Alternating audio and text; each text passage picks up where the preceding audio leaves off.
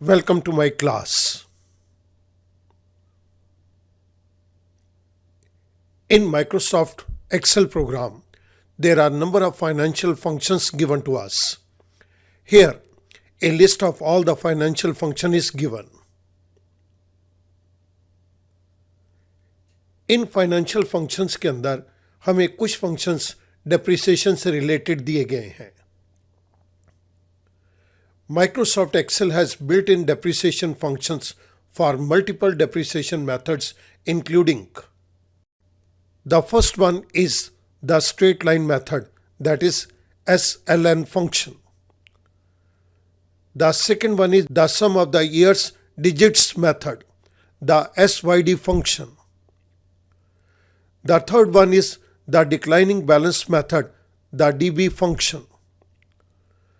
The fourth one is the double declining balance method, that is the DDB function. And the last one is the variable declining balance method, that is VDB. इस video lecture के अंदर हम बात करेंगे एक depreciation के function की, that is SYD function, and this is part 1. सबसे पहले हम SYD फंक्शन के आर्गुमेंट्स को देखते हैं.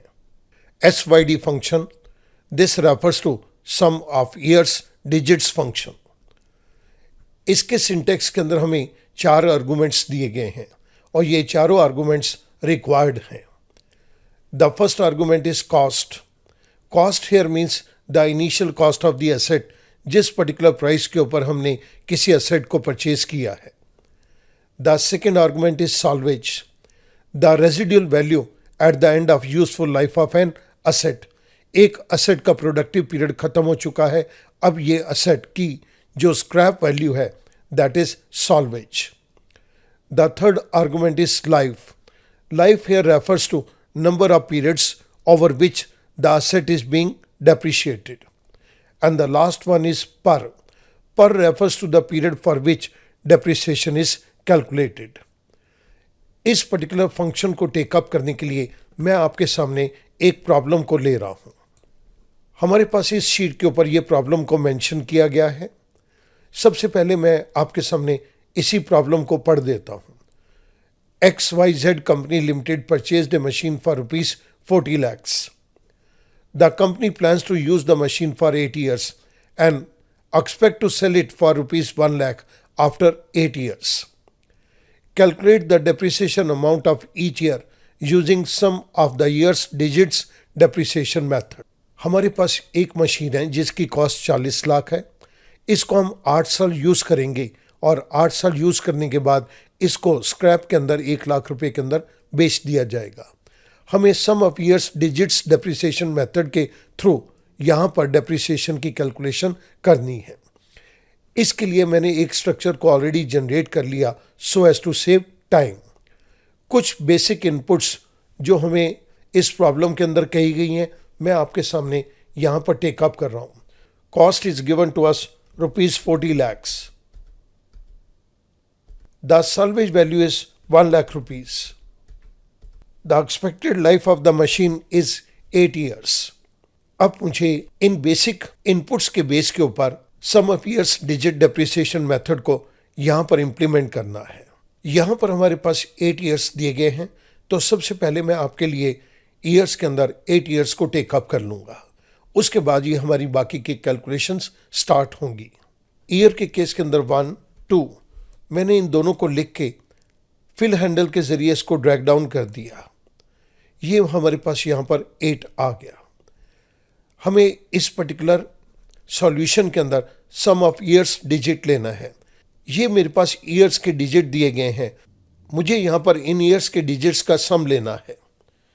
8 plus 7 plus 6 plus 5 plus 4 plus 3 plus 2 plus 1 plus.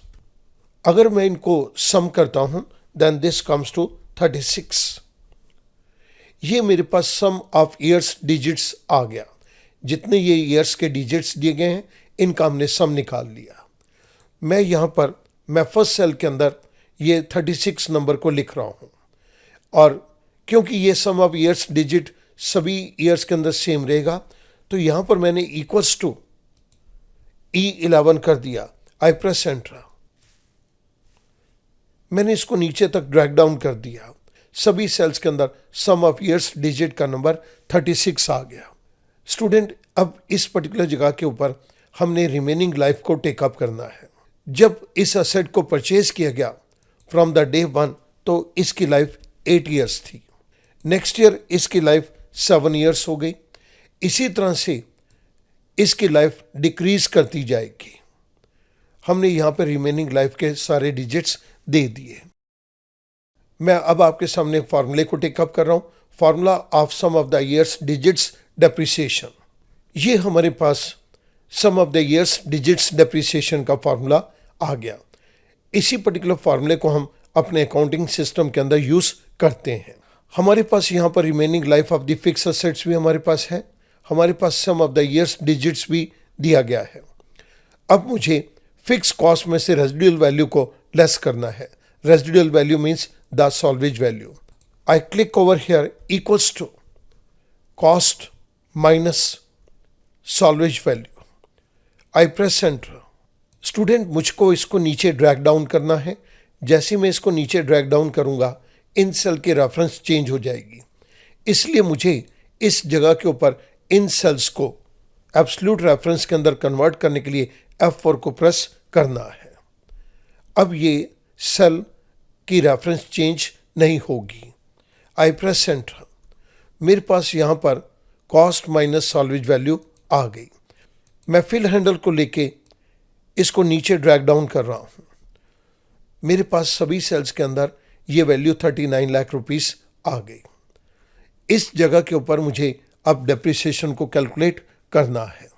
Depreciation को कैलकुलेट करने के लिए मैं ऊपर दिए गए फॉर्मूले को यूज करूंगा। This is equals to parenthesis start the remaining life of fixed assets that is given to us in F11. This is divided by sum of the years digit. This is given to us in E11. Parenthesis close. I multiply it with the cost minus salvage value. So I click over this particular cell, that is G11. I press enter. मेरे पास first year का depreciation amount calculate हो गया। मैंने fill handle के जरिए इसको drag down कर दिया। मेरे पास सभी ईयर्स का SYD मेथड के थ्रू डेप्रिसिएशन कैलकुलेट होके इन डिफरेंट सेल्स के अंदर आ गया। मैं यहाँ पर इसका टोटल करना चाहता हूँ। So I use the function sum parenthesis start, और मैंने ये कंप्लीट रेंज को दे दिया। Parenthesis close. I press enter. मेरे पास एक वैल्यू आ गई 39 लाख रुपीस। एक असेट हमने 40 लाख रुपए में खरीदी है, जिसको हम 8 साल के अंदर इस पर्टिकुलर अमाउंट के अंदर डेप्रिसिएशन को एलोकेट करेंगे, और उसके बाद 8th ईयर के बाद 1 लाख रुपीस के अंदर हम इसको एज ए स्क्रैप वैल्यू बेच देंगे। स्टूडेंट, आप यहाँ पर देख रहे हैं कि यहाँ पर ये सारी कैलकुलेशन मैंने मैनुअली करी है। एक्सेल के अंदर हमारे पास SYD फंक्शन दिया गया है। अब मैं आपके लिए यहाँ पर SYD फंक्शन को टेकअप करके ये कैलकुलेशन को करके दिखा रहा हूँ। इसके अंदर हमारे पास 4 आर्गुमेंट्स दिए गए हैं। First is cost. This is the cost given to us in B7। क्योंकि मुझे इसको नीचे ड्रैग डाउन करना है, इसकी सेल की रेफरेंस चेंज ना हो, मैं इसको एब्सोल्यूट रेफरेंस के अंदर कन्वर्ट करने के लिए F4 को प्रेस कर रहा हूँ, comma. The second argument is salvage. Again I press F4 to make it absolute reference. Life is given to us in B9 cell. Again I press F4 key button, comma. This is per. Per is the period. आप किस period के लिए depreciation को calculate करना चाहते हैं? हम first year के लिए डेप्रिसिएशन को कैलकुलेट करना चाहते हैं। मैंने इस फर्स्ट के ऊपर क्लिक कर दिया। Parenthesis close. इस पर्टिकुलर सेल की जो रेंज है, ये नेक्स्ट टाइम 2 हो जाएगा, फिर ये 3 हो जाएगा। तो मुझे इस पर्टिकुलर सेल को रिलेटिव रेफरेंस के अंदर ही रखना है। पेरेंथेसिस क्लोज करने के बाद मैं इसको एंटर प्रेस कर रहा हूँ। आप देखिएगा SYD फंक्शन ने हमें वही अमाउंट निकाल के दिया जो अमाउंट हमने मैनुअली इस फॉर्मूले के थ्रू कैलकुलेट किया है। मैं फिल हैंडल के जरिए इसको नीचे ड्रैग डाउन कर देता हूं। स्टूडेंट, आप मैच कर सकते हैं, एक्सेल के SYD फंक्शन ने हमें sum of years digit depreciation जो मैनुअली कैलकुलेट किया था उसके बिल्कुल बराबर हमें यहां पर रिजल्ट दिया है। मैं ये सम के फंक्शन को इस जगह के ऊपर कॉपी कर देता हूं, तो आप देख रहे हैं कि वैल्यू टोटल 39 लाख रुपीस आ रही है। SYD फंक्शन ने हमारा काम बहुत आसान कर दिया।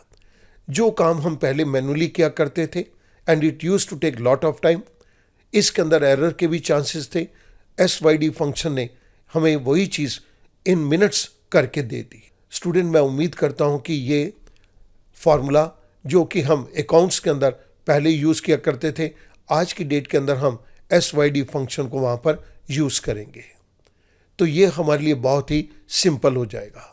मैं उम्मीद करता हूँ कि आपकी अंडरस्टैंडिंग मैनुअल फंक्शन को करने से और SYD एक्सेल के फंक्शन को करने से ज़रूर इम्प्रूव होगी। Thank you very much.